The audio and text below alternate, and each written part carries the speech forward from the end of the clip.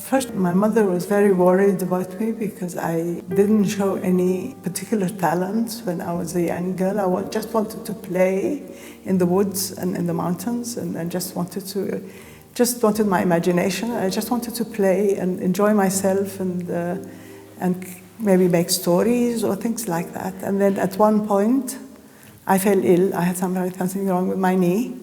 So she brought me, for some reason, just to amuse me, she brought me some modeling clay. And then she saw me that I was very quiet for 4 hours. I was about 8 years old. And she came into the room and found out that I had produced 10 heads of people with eyes and noses and different expressions and all sorts of things in those 4 hours. Colors and combined colors and so on. So she felt that this is some direction that she could channel all my aja.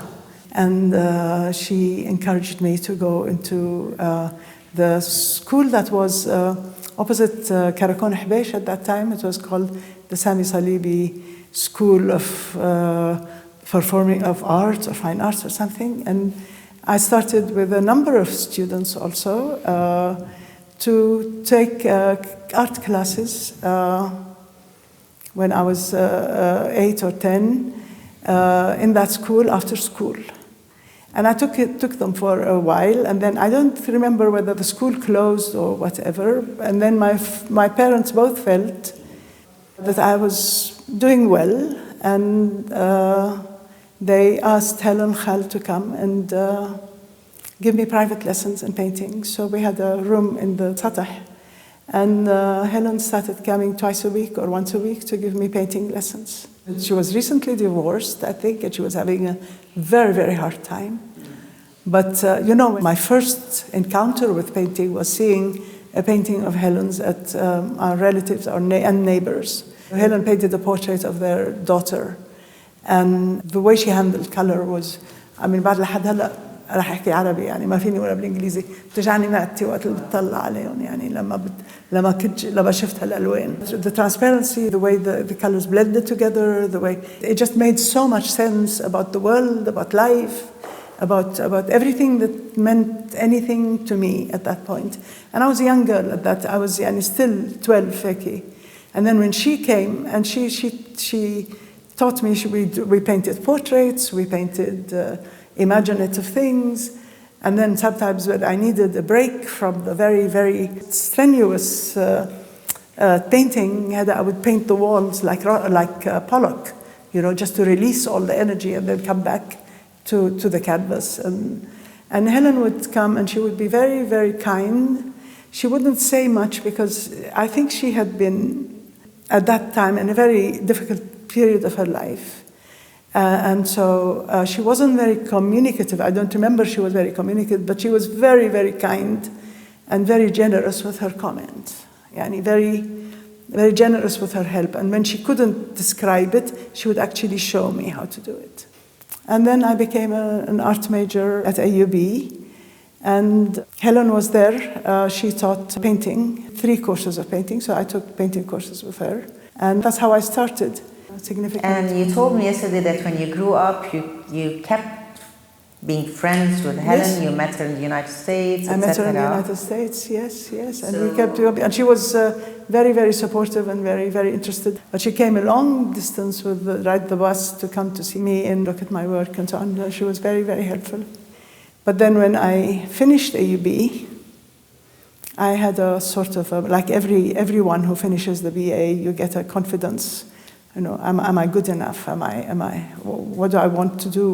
Where am I going to go? What am I going to do with this? I have to earn a living. I have to do this. I have to do that. So I took a course in art history taught by a very inspiring teacher called Erika Dodd, and I was good at it. I could recognize things. I was very good at it. And then I told her I wanted to shift from studio because I wasn't too sure.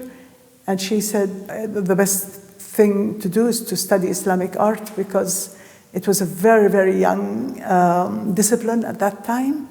And people from the region need to study it and need to know, So she convinced me, talked to me. It was something very important that I wanted to understand and sort of specialize in. So I went to Harvard, and it didn't take 2 months before I realized that I'm not a scholar. I definitely am not a scholar. I had to come back and find out who I really was. I finished the year and came back to Beirut, and then found work at the Ahliya School for Girls, which was my alma mater, and I became the interim director for 2 years. At the end of the first year, Joan Ibish from BUC, who was the chairman of the Humanities Division, called me and asked me if I could teach Islamic art course at BUC. And I started teaching and directing Ahliya School at the same time. I taught that course, and then I enjoyed it so much, I stopped working with Ahliya and I got another course at BUC, but then the war happened.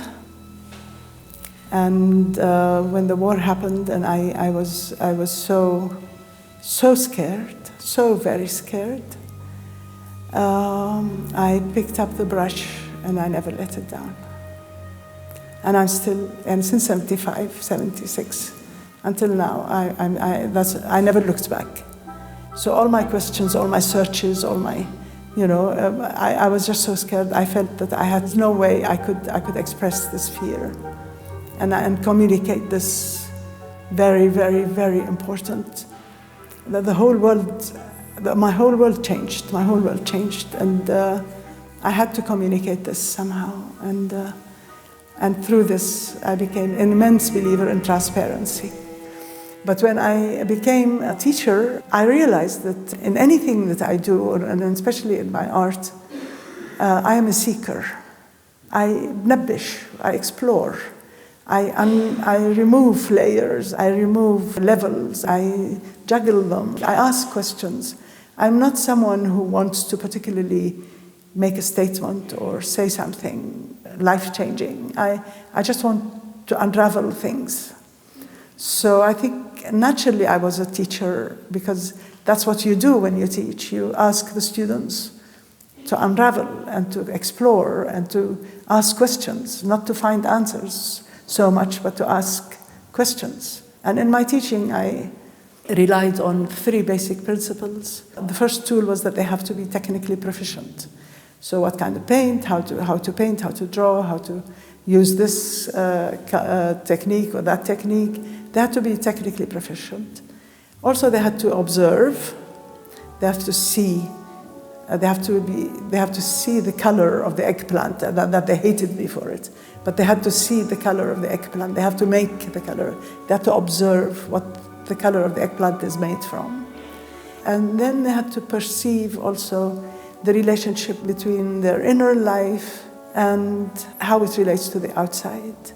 And that involves a lot of reading, dreaming, imagining, listening, all that kind of thing. And in order to explore and to investigate, you have to have these 3 tools, and you juggle them one after the other. And as a teacher, I would make exercises that touch upon all 3 or 1 at each time, and so on. So this was my way, the way I taught. And at that point, I met Dorothy Salhab-Kazemi, who was the ceramics teacher at BUC at the time.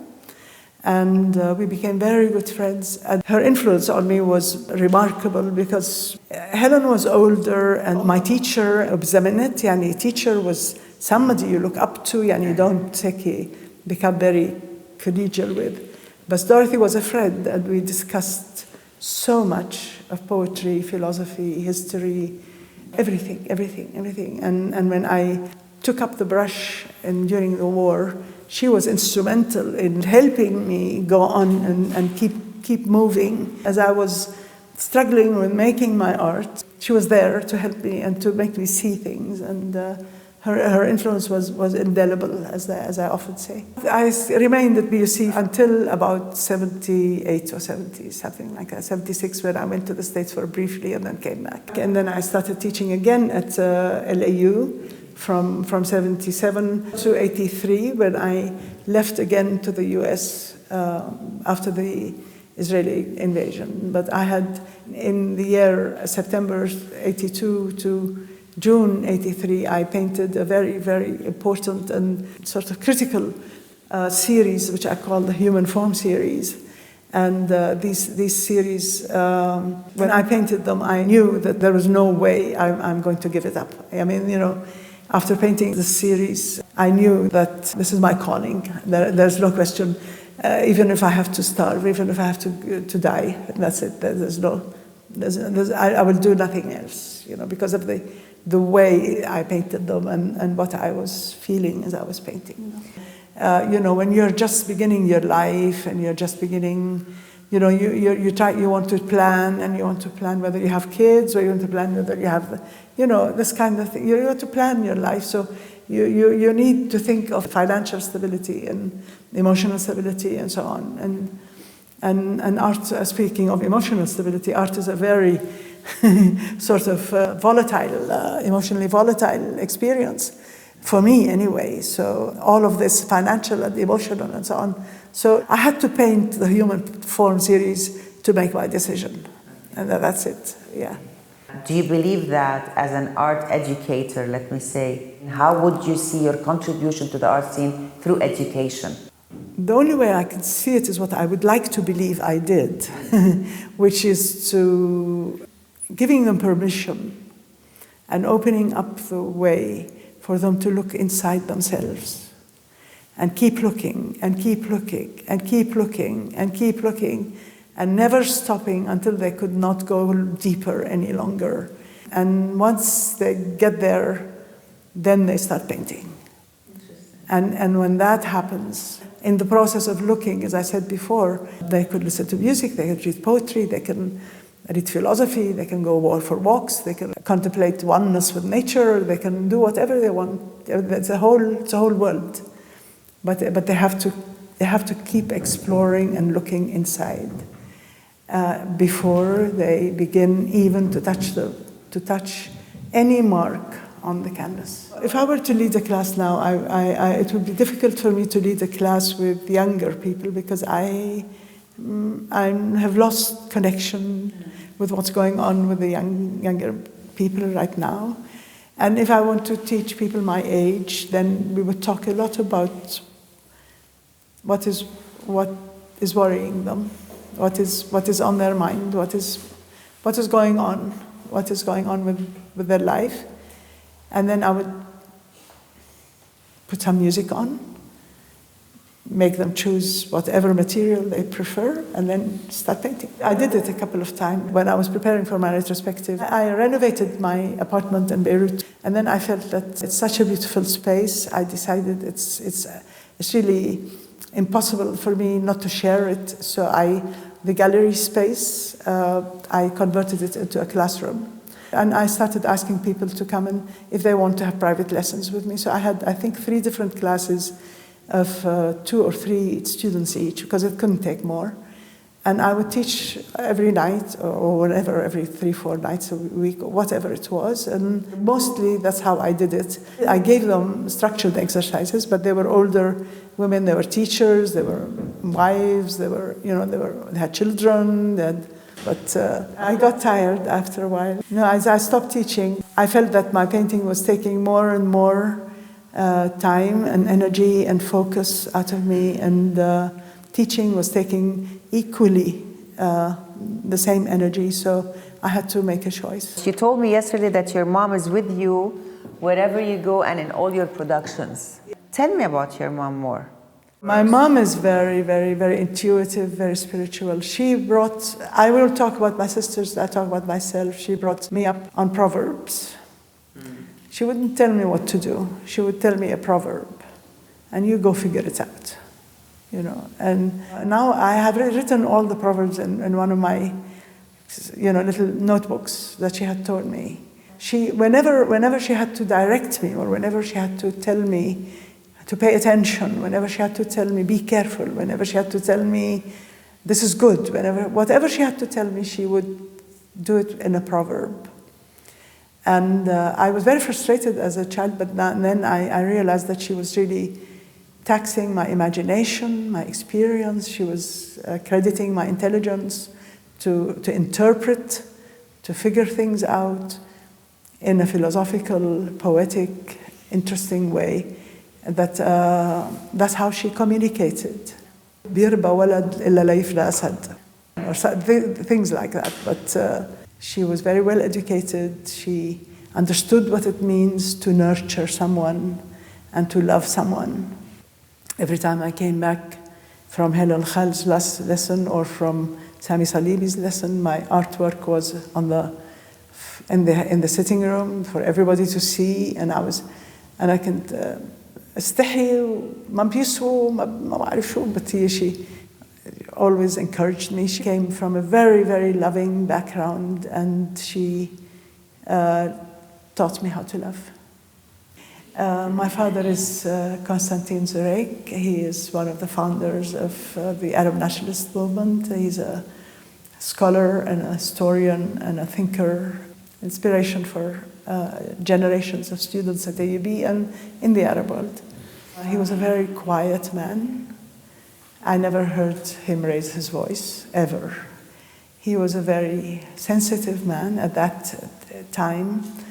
Men were not supposed to be sensitive. They were supposed to know what they want and do things and so on. But he was a very sensitive man and very rational and very discursive with us. He discussed with us a lot. And one of my most fond memories of him was that once when he was the president of the International Association of Universities, and they had a meeting in Paris. I was again around 14 at the time. He left the meetings and went to an art store in Paris and told the guy, I have a daughter who is interested in art, and I know nothing about art, but I want to buy her paints. So the guy gave him a box of Le Franc et Bourgeois oil paints and turpentine and brushes and told him what to do, and a palette. And he proudly brought them back to me from Paris as a gift, because he wanted to tell me he believed in what I was talented in. So that is a very, very, very, I cannot tell you how that marked me, coming from the giant, And then a little later in life, I talked to him. We were talking, and I said, citizens have rights. We have rights. We have rights. And he kept saying, no, we have responsibilities before we have rights. And that stayed with me all my life, that we have responsibilities. And then a few years after that, or sometime after that, I read a poem by Emily Dickinson called Bloom.